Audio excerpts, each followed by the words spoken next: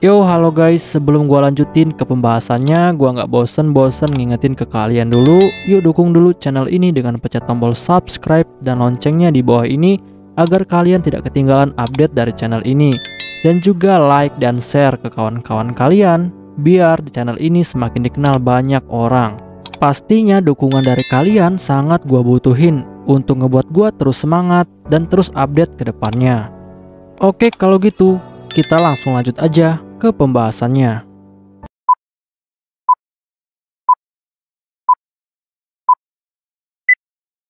Yo, halo guys, di video gua kali ini gue bakal ngebahas light novel Isekai wa Smartphone Totomoni volume ke-8 chapter ke-8. Di chapter ini bakal dibahas tentang Ras Naga bagian kedua. Untuk kalian yang belum nonton chapter sebelumnya, silahkan ditonton terlebih dahulu. Setelah Toya menemukan sebuah artefak yang telah tertancap di otak Wyvern yang telah dia kalahkan, dia pun akhirnya langsung membawa artefak itu menuju kerajaan Brunhild. Karena dia ingin bertanya kepada Cheska dan juga yang lainnya, apakah benar artefak itu adalah buatan dari Dokter Babylon yang akhirnya terjatuh dari Babylon Gudang dan akhirnya jatuh ke tangan orang yang salah. Tetapi Cheska yang telah melihat artefak itu, dia pun langsung bilang kepada Toya bahwa dia sangat yakin jika artefak ini bukanlah artefak yang dibuat oleh Dokter Babylon. Tetapi saat Rosetta melihat artefak itu, dia pun dengan panik lalu bilang kepada Toya bahwa sebenarnya dia sangat tahu siapa yang telah membuat artefak ini. Dan Rosetta memberitahu Toya jika artefak ini dibuat oleh Profesor Elks. Dan artefak itu bernama Jarum Resonansi Dominan. Toya yang telah mendengar hal itu, dia pun akhirnya menjadi sangat terkejut. Karena sampai saat ini dia tidak tahu siapa itu Profesor Elks. Lalu Rosetta pun langsung memberitahu Toya bahwa Profesor Elks memiliki nama lengkap yaitu Deborah Elks. Dan pada masa kejayaan kerajaan Partheno, Profesor Deborah Elks dikenal sebagai Master of Magic Craft atau Master Kerajinan Sihir. Tetapi sayangnya kemampuan dan juga derajatnya di kerajaan Partheno masih lebih rendah daripada Dokter Babylon. Dan Toya yang telah mendengar hal itu, dia pun akhirnya menjadi sangat terkejut. Karena sebelumnya dia tidak pernah menyangka jika akan ada banyak orang yang memiliki kemampuan hampir menyamai Dokter Babylon di kerajaan Partheno pada zaman dulu. Tapi di sini Toya juga sangat bersyukur jika ternyata alat itu bukanlah alat yang jatuh dari Babylon Gudang. Dan dari sini Toya pun akhirnya telah memutuskan bahwa orang yang harus disalahkan karena masalah ini adalah orang yang telah menggunakan artefak ini secara salah. Karena orang itu telah secara sengaja mengendalikan Wyvern menggunakan alat ini dan menyerang wilayah manusia. Lalu Toya juga di sini bilang kepada Cheska dan juga yang lainnya, jika sebenarnya bukan alat-alat inilah yang jahat, tetapi yang jahat itu adalah orang yang telah menyalahgunakannya. Karena jika alat itu dipegang oleh orang yang baik, maka hasilnya juga pasti akan baik. Seperti contohnya artefak Block Breaker dan juga Drain Bracer. Dan sebenarnya dua artefak itu memiliki fungsi yang sangat berguna jika digunakan oleh orang yang baik. Tetapi sayangnya pada saat itu kedua alat itu malah jatuh ke tangan orang yang salah, sehingga menimbulkan kekacauan yang sangat besar. Bahkan ada juga artefak buatan Dokter Babylon yang telah jatuh ke tangan orang yang baik, seperti artefak Pedang Suci Lestia yang telah jatuh ke tangan orang yang baik. Sehingga hal itu malah menjadi pelindung bagi orang-orang di kerajaan Lestia sampai saat ini. Dan jika saja pedang itu jatuh ke tangan orang yang salah, maka kerajaan Lestia pasti tidak akan ada sampai saat ini. Lalu setelah itu, Rosetta pun langsung bilang kepada Toya bahwa sebenarnya ada banyak yang ingin dia katakan kepada Toya tentang Profesor Elks. Rosetta bilang kepada Toya bahwa Profesor Elks dulunya bekerja di dalam lab yang sama dengan Dokter Babylon. Tetapi dia saat itu ditempatkan di lab yang paling bawah. Dan pada saat itu Profesor Elks sangat suka membuat banyak artefak sihir yang sangat kuat. Bahkan Dokter Babylon sendiri sampai menegur Profesor Elks karena artefak yang telah dia buat terlalu kuat dan juga sangat berbahaya bagi target dan juga penggunanya. Tetapi sayangnya pada saat itu, Dr. Elks tidak peduli dengan hal itu, dan malahan dia selalu mengabaikan tentang fitur keamanan. Bahkan dia tidak segan-segan untuk menambahkan banyak fitur yang aneh ke dalam artefak yang dia buat. Sehingga artefak itu sering sekali mengalami banyak masalah kepada para pengguna artefak itu. Dan setiap Profesor Elks mengajukan hasil karyanya kepada Dokter Babylon, Dokter Babylon akan selalu menolak idenya itu. Karena menurut Dokter Babylon, artefak yang telah dibuat olehnya itu sebenarnya menarik tetapi kurang bersemangat. Dan karena itulah Dokter Babylon dan juga Profesor X memiliki hubungan yang sangat buruk. Bahkan karya Dokter Babylon selalu dapat mengalahkan karya milik Profesor X. Dan hal ini akhirnya menimbulkan perasaan iri yang sangat besar. Lalu setelah itu, Toya pun langsung bertanya kepada Rosetta, apa kegunaan dari artefak jarum resonansi dominan ini? Dan Rosetta pun langsung menjelaskan semuanya kepada Toya. Rosetta bilang bahwa jarum resonansi dominan ini adalah sebuah artefak yang dibuat untuk bisa mengendalikan binatang buas.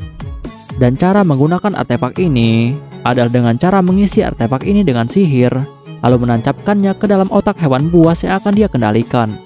Dan setelah itu, maka pengguna artefak ini akan bisa mengendalikan hewan tersebut sesuka hati mereka. Tetapi hal ini juga berdampak buruk kepada hewan buas itu, karena hal itu akan mengurangi umur mereka. Bahkan sang penggunanya juga akan mendapatkan efek yang sangat buruk dari penggunaannya.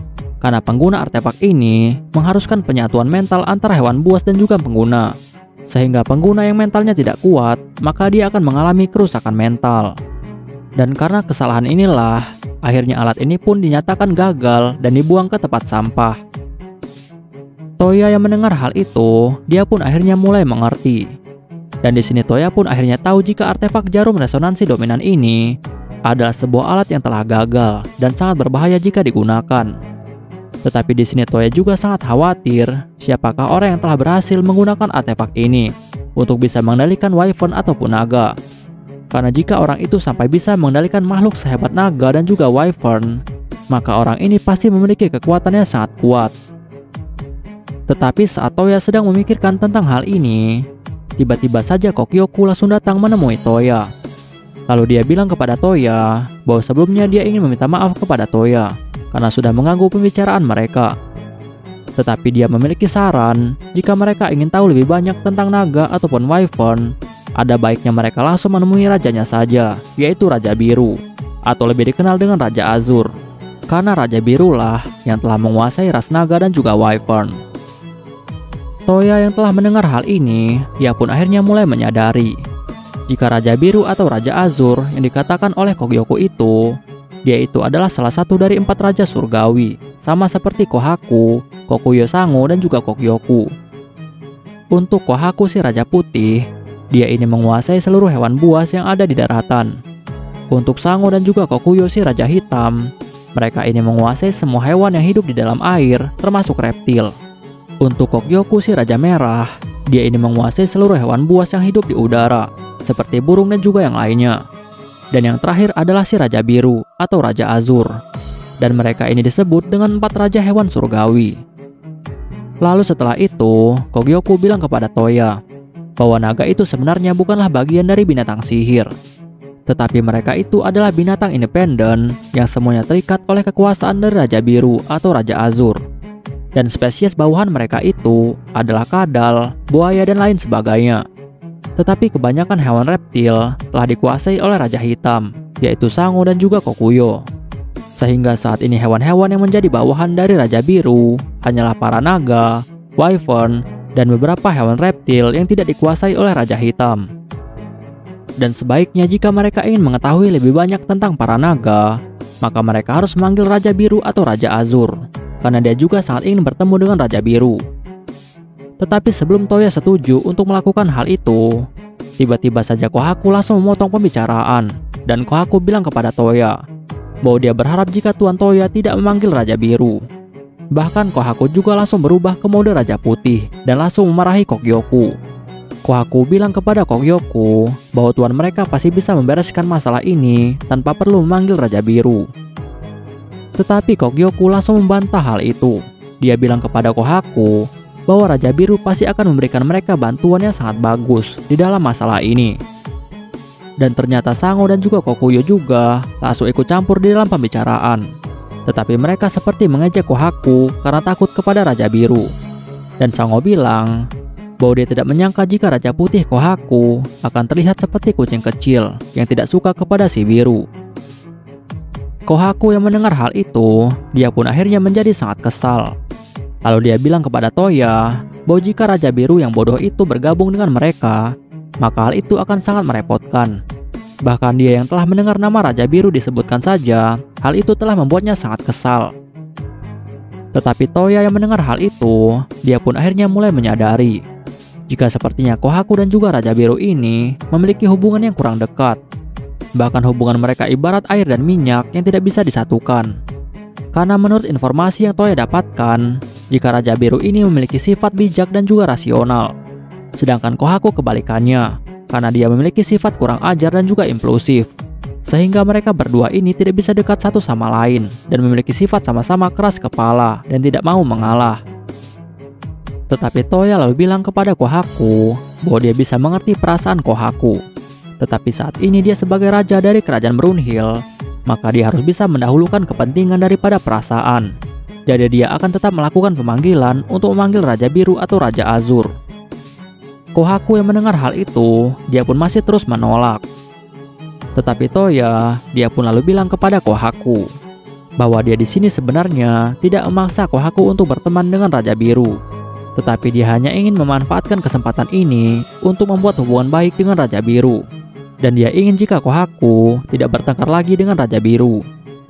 Kohaku yang mendengar hal itu, dia pun mau tidak mau akhirnya setuju, karena dia tidak bisa menentang kemauan dari tuannya. Oke guys, pembahasan di chapter kali ini selesai sampai di sini dulu, dan bakal dilanjut lagi di chapter selanjutnya. Untuk kalian yang ingin membaca novelnya, atau mau membaca judul novel yang lainnya, kalian bisa klik link yang sudah gua sediakan di deskripsi. Tetapi sebelum kalian tutup video ini, tolong beri dukungan kalian untuk channel ini dengan cara pencet tombol subscribe dan juga aktifkan loncengnya. Dan juga jangan lupa untuk like video ini dan beri komentar untuk membangun channel ini lebih maju lagi. Dan untuk kalian yang ingin membantu channel ini dengan cara berdonasi, silahkan cek link donasinya yang udah gue sediakan di deskripsi. See you next time, bye bye.